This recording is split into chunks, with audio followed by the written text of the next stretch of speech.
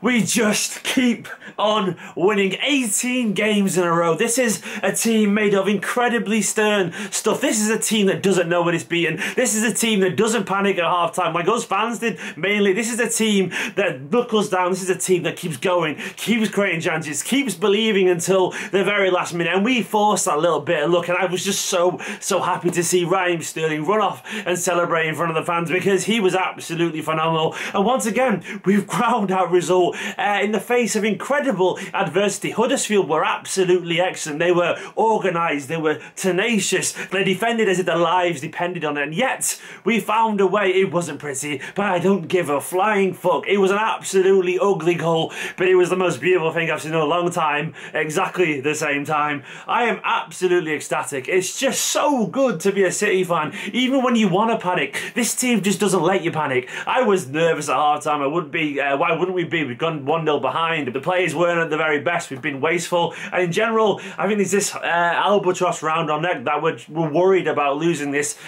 win streak, and in general losing this unbeaten record.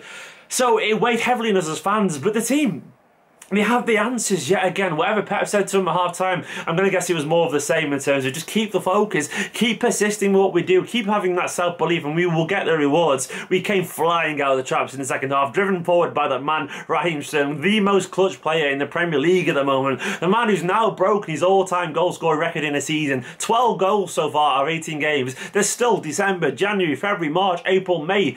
Games to play in all those months. 6 months, and he's broken his record, but he drove us forward. He won the penalty, could have had 1 seconds earlier, and then he got the goal. It's just phenomenal witnessing this team never dying, never knowing when to quit. We fight to the end, I guess is the cliche, and this team really does. I have to give credit to Huddersfield. They worked tenaciously hard. They were genuinely excellent throughout. I mean, the passing stats at one point were comical. We had 80% possession. I think in the 75th minute, Sky Sports pulled up a stat that showed they had 16 completed passes in half an hour in that second half. That's 1 every 2 minutes.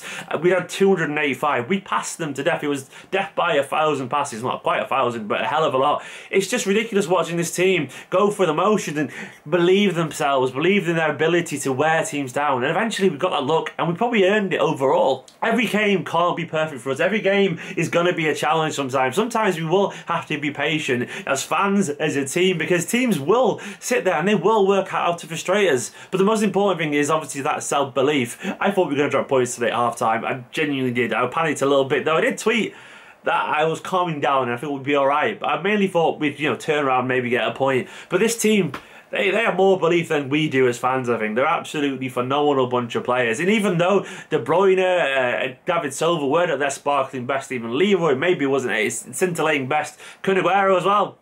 Yeah, kind of iffy in general. Not bad, but more desire than ability on the ball today. Even though those players in particular weren't shining, we still had just about enough. And it was about grit and determination and desire, and we just kept prodding.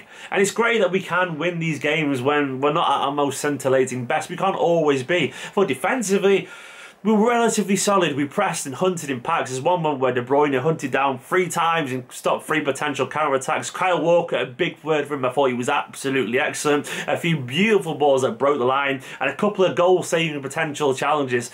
He's a phenomenal defender who's growing from strength to strength in this Manchester City team. I was frustrated with Kompany where it looked like he'd headed the ball the wrong way, which then led to the own goal for Otamendi, but I think that was just emotional. I think in general, before that, he was kind of good. He defended pretty well. One break where Huddersfield could have got through, he put a big foot out and saved us from potential going 1-0 behind earlier in the game.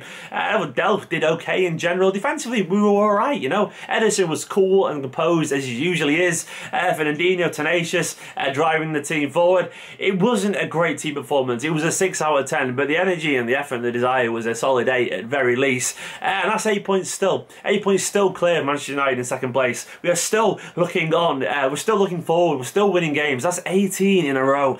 It's sometimes hard to take in how good that actually is. It's genuinely ridiculous stuff to see this win streak that we're on. We are a team that are building up this pressure for ourselves, and we keep playing with all this expectation and we keep handling it. That says a lot about this team. The only thing I'm concerned now is that when we do eventually drop points, it's going to happen. We're only human after all. That it doesn't derail us. I don't think it will. I think this team's built of stern stuff. I think Pep will get inside the head. He said the other day too that he'd kill them if complacency seeped in, and I love that from Pep. Pep. This is a man who's laying down the law for these players, telling them exactly what he expects every single game, and they are reacting. And this is without John Stones as well, a man who's been a big part of the season so far. That's now 37 points, 37 from a possible 39. That is a new record for the most points amassed at this time of the season. Pep isn't a fraud. He's bald, definitely, but he's definitely not a fraud. This team is going from strength to strength, and the power that last minute, well, not a last minute, a late winner like that against a frustrated, dogged team in Huddersfield, that will have such an impact on the players. You can see the relief and the frustration finally pouring out their skin when Sterling ran away with the most scrappiest crap goal I've ever seen. You can see how much it meant for them. That does a lot for team spirit. Sometimes it's better to win 2-1 in that fashion than it is to win 4 or 5-0. It builds character, and this team is absolutely blessed with that at the moment. It's a new record now as well for 11 consecutive away wins in all competitions in England. Pep is breaking records once again. A man that couldn't handle the Premier League, according to some people last year. I think we were getting a little bit carried away with ourselves, don't you, people who were calling Pep last season? It's a great time to be alive for Manchester City fans. It's a brilliant time.